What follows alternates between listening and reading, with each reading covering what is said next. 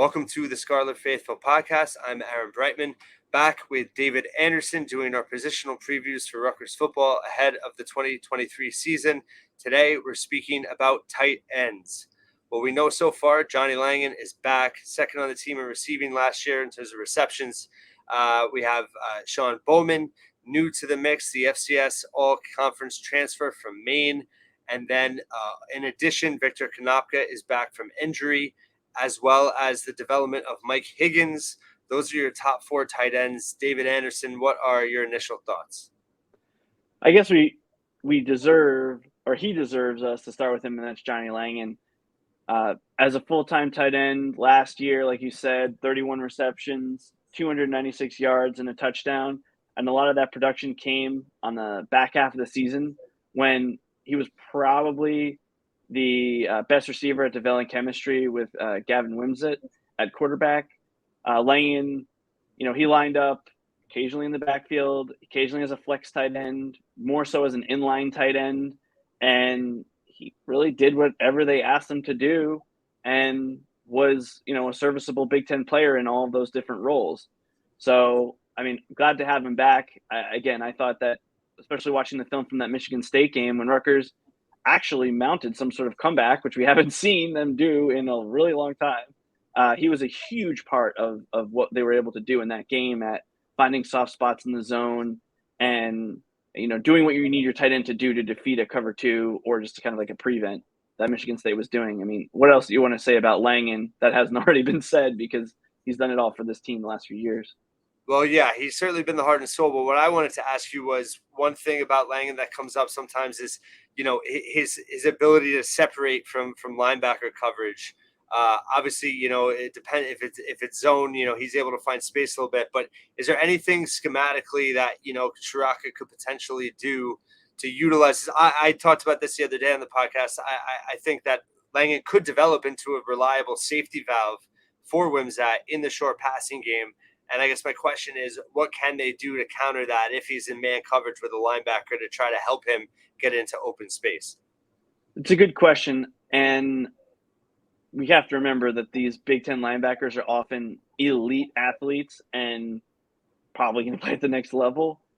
I think that, take it even a step back from your question, one thing that I'll be curious to see, because of how Ciarrocca has used tight ends in the last few years, he did it way differently at Minnesota, even between last year and 2019, is how much do they need to keep the tight ends to block, either in max protection or to kind of leak out in terms of being a safety valve. I think that last year what they tried to do was kind of send Langan out on like these short, like 2-yard routes that a linebacker would be hesitant to crash down on because they want to stay home in case there's a run. And I don't think that worked very well. I don't know if it was because Langan has less experience as a receiver and like on those short passes, you have less time to adjust your route as well as your eyes. Clearly that didn't work. So I'm thinking that maybe they run like some more curl routes or something like that, but there's going to have to be some concepts that are going to be built in to give him more space to operate. And I would expect that if any offensive coordinator can figure that out in like the scheme that he runs, I think it's Kirk Ciarrocca. So I think there's going to be more like basic in-breaking routes, and we're just going to have to hope that Gavin Wimsatt can hit those on time, a theme that we'll talk about a lot with him for our listeners that will tune into the quarterback section. So on film, Sean Bowman looks like a potential big play threat.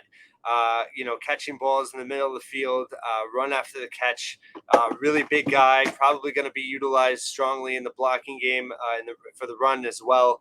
What do you think the ceiling is for him? I think it's actually really, really high. And the reason for that being Pro Football Focus had him, if he would have played in the Big Ten last year, as their fourth best tight end in the entire conference. Now, I can tell you another interesting stat, which is 2 of the top 3 played for, you guessed it, the Minnesota Golden Gophers.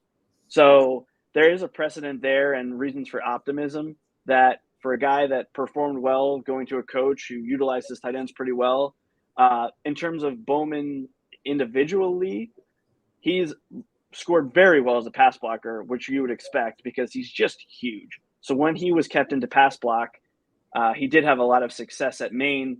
And then with that being said, he shows pretty good acceleration for his size, that if he's blocking and then the opportunity presents itself for him to be a safety valve, like check down option, he shows pretty good ability to do that.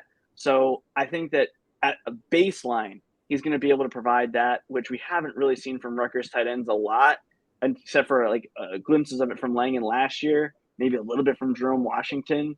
So at minimum, he's that. At maximum, he's a guy who, just because of his height, is going to be able to stretch the defense down the seam. He didn't catch very many balls at all, more than 20 yards downfield, but he was able to run after the catch, kind of just rumbling down the field when he was able to make plays with his legs after catching the football. So don't expect a lot of like finesse or sneaky routes with him, but he shows the physical ability go along with that massive size that translates well to the position. So this is a guy who rightfully came to Rutgers to try to elevate his NFL, chances of doing what he did, but again, at the Big Ten level. So again, I think he offers you a very high floor, but then he also has a very high ceiling as to what he might be able to provide, even in his only year here at Rutgers. And what do you think the biggest adjustment is for him jumping from FCS, not only just to FBS, but in the Big Ten specifically? Is it the physicality and the speed and size of who he'll be going against? Yeah, I mean, kind of like we talked about with offensive linemen. Like we didn't know with JD Dorenzo, like is he going to be able to block Big Ten linemen the way he was able to block at the lower level? It took him a period of adjustment, and then he became the team's best lineman. So I think Bowman has the physical tools to do it, but if he was playing FCS, sometimes he would be bigger than defensive ends that he was facing. Right. That's not going to be as common. And then similarly, he's not likely going to be just taller than linebackers that you can just kind of throw and play basketball with him, because he doesn't have the vertical leap that, I mean, he's very good on fade routes. Don't get me wrong. He's a very good red zone target, which is something we haven't talked about either. But the defenders he's going against are just going to be more athletic.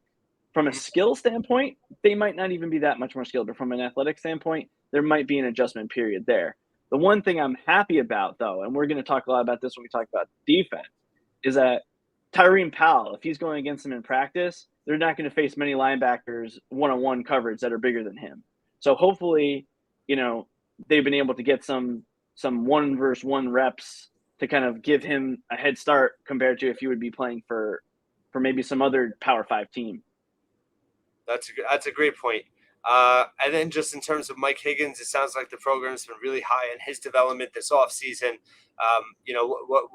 What do you see out of him, and what's his potential for this team? Whether it's how much, obviously Bowman and Langen are the top two, I think, for this season. But anything can happen throughout the season. But what do you think that he potentially offers this team? I mean, Higgins has been mentioned as having the best hands of the tight end room, which makes sense. He's a pretty smooth athlete. His father played baseball at Rutgers, if I'm remembering correctly. After my dad did, though, so no overlap there. But he was thrust into action early. Rarely do you see a tight end that can play as a true freshman, and he had to last year. So I would expect significant, improvement for him. In the pass game, I don't think they're going to want him to do a lot of pass blocking. If he's in there, you're going to want him to be catching passes. And so we didn't really get to see a lot of different routes, combinations, things like that from him. So really is a huge wild card. But if he can play any sort of meaningful reps and give you what Matt Alaimo did as a receiver, that's going to be a huge boost to this group.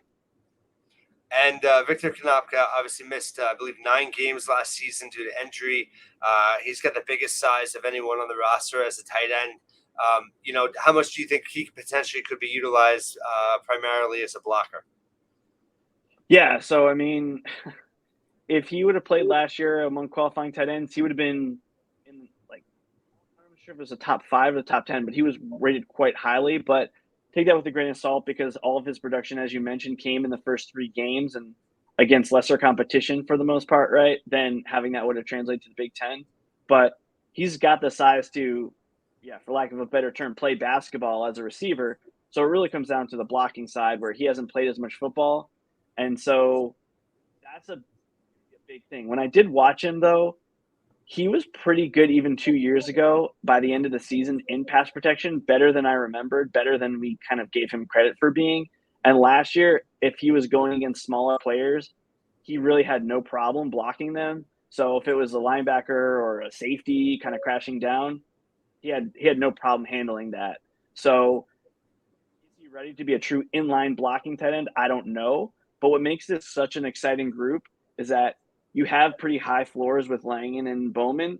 But if Kanopka or Higgins, as you mentioned, can come in and do even more, that adds another dimension, especially for a position where you can rotate two guys in at the same time. They can alternate snaps. You have a lot of things at your disposal in terms of leveraging their skill sets. And I think all of them could potentially bring something to the table. And it's entirely possible that any of those four guys is kind of the team's best receiving tight end by the end of the season. Yeah, it is an exciting position group. I agree, and I think with Ciarrocca, offensive coordinator that we know prioritizes tight ends and typically gets the most out of them. It's another intriguing part of it, just in terms of the passing game, but obviously also what they can do more so in protection as well. Final thoughts on tight ends. Yeah, I mean, I think the big question is how much are they going to be needed or wanted in the run game? And the reason I separate those two out is, I mean, if Bowman's just manhandling people, you're going to want him to stay in and block as a sixth offensive lineman, kind of like they used with Giovanni Haskins so well in the 2020 season. Or do you want that threat of the pass a little bit more? I really don't know. The one thing I want to make sure I mention is if you want to watch a lot of film about the Ciarrocca offense, obviously Penn State, where he coached at 2020, there was tons of breakdowns during that season and prior to that season. And in 2019, Ciarrocca uses tight ends almost exclusively in the run game at Minnesota. That was it. They had very few catches.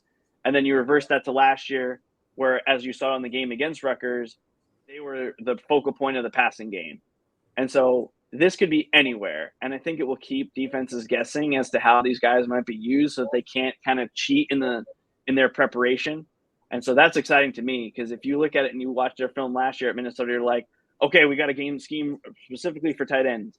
But then if you would have watched their film in 2019, you'd be like, all right, just ignore the tight ends entirely. We got to focus on, outside receivers in the pass game.